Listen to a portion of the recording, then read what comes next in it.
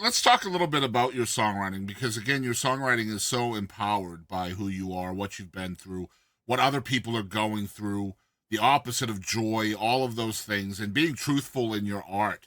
Like I said earlier, it can really piss off some people.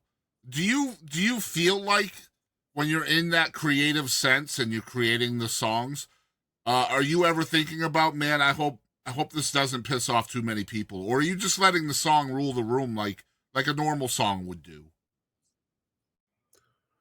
Well, do not think about, pissing anybody off. Right. That's not part of my process. And at the same, it's, the same point, I try to leave people with questions, search, and find the answer for themselves in my songwriting. Okay. Um, I try not to point at people. I try to give them information, Yeah. and then you decide what you think with what you wanna do with that information. It So it's could be basically something it's basically devastating. never taking a position of telling people what to think or feel. You're just giving them the information and then allowing them to feel or think whatever they want to. Right, and holding no punches in that information, of Right. course, Of but, course, the it truth the might be truth something that is the yeah, base of it yeah, all, the foundation. that's that's right, and so, myself and I have a couple of writing partners that I write with a lot. One's named Mark Malone, another Marvin Etzioni.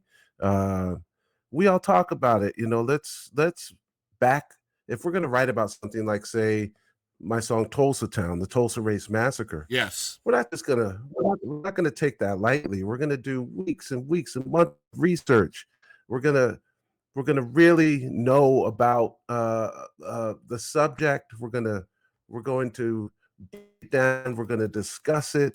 We're not just gonna sit down and write a song like that that's that heavy, um, because otherwise, I feel like it's responsible to put ideas out if you don't really, because people are going to start asking questions, and you got to be able to answer them. And especially, I think it's the duty of the artist, of the writer, if folks have questions um, about your songs and about your lyrics and about the history behind them, you should take the time to answer those questions. You should answer them in the most complete way, um, because then you're doing another service besides just serving with the song. That's right. Um, yeah. More So questions that's is a what good that's what I thing, man. That is definitely a good thing.